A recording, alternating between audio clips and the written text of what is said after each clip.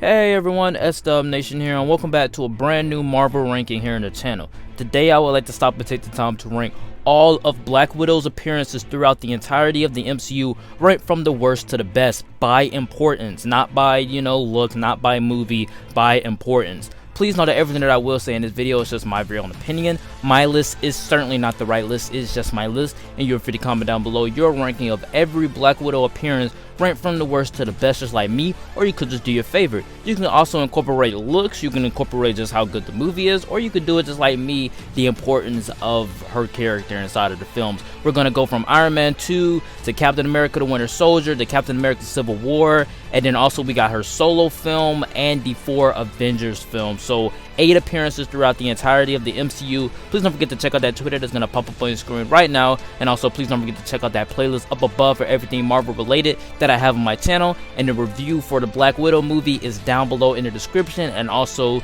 the ranking for all MCU films is down below in the description as well, and also in that Marvel playlist as well as the review. With all of that being said, let's get right into our ranking.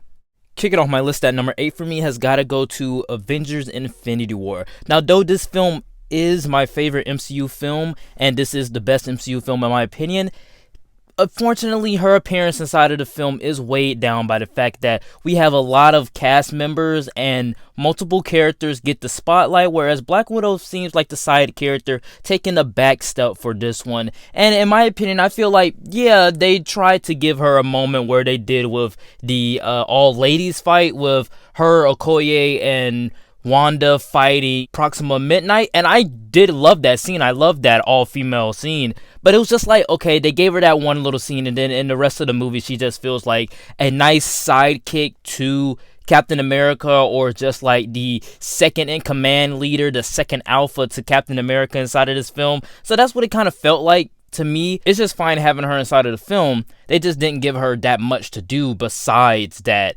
all-female fight. And number 7 for me has got to go to Avengers Age of Ultron. I do love her chemistry with almost everybody inside of this film, and I love her relationship between her and Bruce Banner. I thought that romance can actually go somewhere, and especially with the dialogue that they had with her and Bruce, their interactions, all of it was pretty great. They're two broken characters, and we get to see a little bit of her past inside of this film. But what weighs it down is the fact that she is more or less sexualized inside of this film than she was in the first Avengers film, where she was sexualized a lot. And this one, she feels a little bit more sexualized. She feels like the love interest to Bruce Banner, to the Hulk, instead of actually feeling like Black Widow, instead of actually feeling like Natasha Romanoff. She feels like a love interest to Bruce Banner. She feels very overly sexualized. And then by the third act, she does become a damsel in distress. And number 6 for me has got to go to Iron Man 2. This is the most sexualized that we have seen of Black Widow, I believe, and mainly it's because she was undercover, so she was supposed to kind of seduce Tony. She was supposed to get information on him, keep tabs on him, and, find out some more stuff about him. So I like the fact that they lean more into the secret agent, mysterious side of Black Widow, and that's what I really liked about her character inside of that film. Though she is very overly sexualized, I feel like with her playing the part that she was trying to portray inside of Iron Man 2, I think the sexualization kind of a little bit worked here. Overall, Black Widow felt like the secret agent character. She felt like the mysterious character that I kind of grew up knowing her to be. So her sexualization inside the entire film makes the satisfying conclusion of her being inside of the suit in that awesome hallway fight scene a little bit earned. Kicking off my top 5 list for me has got to go to Captain America Civil War. I kind of battled back and forth between this, Iron Man 2, and the Age of Ultron one. I originally had this one lower next to Infinity War, but whereas this one is better is the fact that her consequences, her actions, her choices throughout the entire film is a way on her from this film to Infinity War into also her own film. When she ultimately changes sides from Iron Man to Captain America, that has a consequence on the film in and of itself, and also has a consequence on her I love the whole idea of Black Widow having to choose which team she should be on, because obviously she agrees with Iron Man, but she levels more with Cap. She feels as though it doesn't matter how the team stays together as long as we stay together, because she has found a family with these people. She feels as though the Avengers are her family, and I love the fact that she tries so hard inside of this film to not break them up. And even when she kind of changes sides, she still has it in the best intention to keep everyone together. But on the negatives, it does feel like she doesn't have that much to do. She's not even the Black Widow in this film. She's more along the lines of Natasha Romanoff. But I do love her character because she does stay neutral throughout the entire film, and her actions do have consequences on her, the film, the story, and also the entire MCU going forward. And number 4 for me has got to go to the Avengers. I think that Black Widow actually works inside of this film. We get the super spy aspect about her, we get the mysterious side about her, we get the seduction side about her, but we actually get to see how intelligent Natasha Romanoff actually is. She interrogates a god inside of this film and makes him think that she's actually scared of him. She actually gets information from a god inside of this film. I think that's actually pretty awesome. And then she even joins in the final battle. She becomes part of the team. So I feel like though they did sexualize her a little bit inside of this film, maybe in her first appearance inside of this film, I think throughout the rest of the runtime, she is a vital member to the team. And I feel like if it wasn't for her, they would have never been able to close the wormhole, and they never would have been able to take down Loki. All of it worked, especially here, because she's the one that has the knowledge. She's the one that's telling everyone inside of the group what to do, where to go, introducing them to each other. She just has a big role inside of this film, while also teasing the relationship and the bigger history behind her and Clint. Kicking off my top 3 list for me has got to go to Captain America the Winter Soldier. Though she doesn't have that much of a personal stake inside of the story as much as Captain America does, you kind of do see her evolution from this super spy that really can't trust anybody, that's all mysterious, to an actual friend to Captain America. You have intimate moments between her and Steve Rogers, her learning to trust Steve Rogers, and also her uncovering the secrets of S.H.I.E.L.D., this place that she thought that she was going straight by joining from being out of the Red Room. And it's made even clearer since we have Black Widow now that the Red Room is a crazy place, and she had a lot of red in her ledger. So when she joined S.H.I.E.L.D., she thought that she was going straight, but to learn that all of it was just Hydra, another secret foreign organization, it makes it so much more satisfying when she exposes all of S.H.I.E.L.D.'s secrets, all of Hydra's secrets, as well as her own.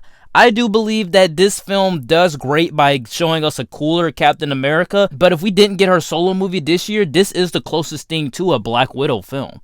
My runner-up at number 2 for me has got to go to Black Widow. I think that this is a great characterization of Natasha Romanoff. It tells a nice personal story inside of the broaderness of the MCU, and I love the fact that they fill in the blanks of what happened between Civil War and Infinity War with Natasha Romanoff, her and her family. I love the dynamics between her and her family, and I love the fact that they actually deepen more into that aspect of her life. They deepen more into the personal side of her life, the Red Room, her family. All of it worked for me because it was something smaller than what we're used to seeing Black Widow do. It's also great seeing what makes Black Widow the inspiration to little girls everywhere.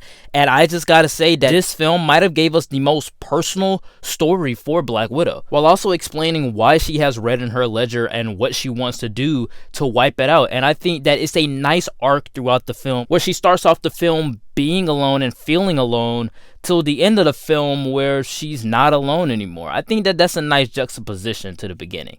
But coming in at my number 1 for me has got to go to Avengers Endgame. I don't think any other film on this list, any other MCU film, gave us the best characterization of Natasha Romanoff. This shows what type of character Natasha is. Now, throughout all of the films, there've always been this overarching arc of her, having a little bit more layers behind of her, playing more into the intrigue. And I think that this film gave us the most emotional side of Natasha Romanoff. We see her wanting to help people. We see her be this guy, be the leader of the Avengers, organizing everything while still trying to move on from that big loss that they had 5 years ago. And even when the opportunity presents itself, she takes it with an absolute certainty that this could work because she wants to get everyone back. And even when she sacrifices herself, it's all because she wants to get everyone back. And that's what makes a hero to me. I believe that Natasha Romanoff, her whole role, especially how vital it was, never got overshadowed by how big and epic the whole scope of this film. Every time when it was Natasha and time to have an emotional scene, they stopped and let us breathe with her. And I loved it when she broke down, when she found out what Clint was doing and wanting to get Clint back, knowing that they had lost over these 5 years. All of it worked for me. It is emotional. It is earned. And at the end of the day, she sacrificed herself to save the other 50% of the population, which feels like a character arc coming full circle. This is why her appearance in Avengers Endgame has to come in at number 1. Alright guys, that was it for the ranking. Please note that everything that I did say in this video was just my very own opinion. My list was certainly not the right list, it was just my list, and you're free to comment down below your ranking of all of the MCU appearances made by Black Widow, ranked from the worst to the best, just like me, or you could just do your favorite. And you also can incorporate looks or how great the movie is, but I did it by importance of that character. Like, comment, and subscribe. Please don't forget to check out that Twitter that's going to pop up on your screen right now. And also, please don't forget to check out those rankings and that review in the link down below. And also, I do have a playlist of everything Marvel related that I have on my channel. That link is in the description as well. With that being said, I will see you all next time. Peace.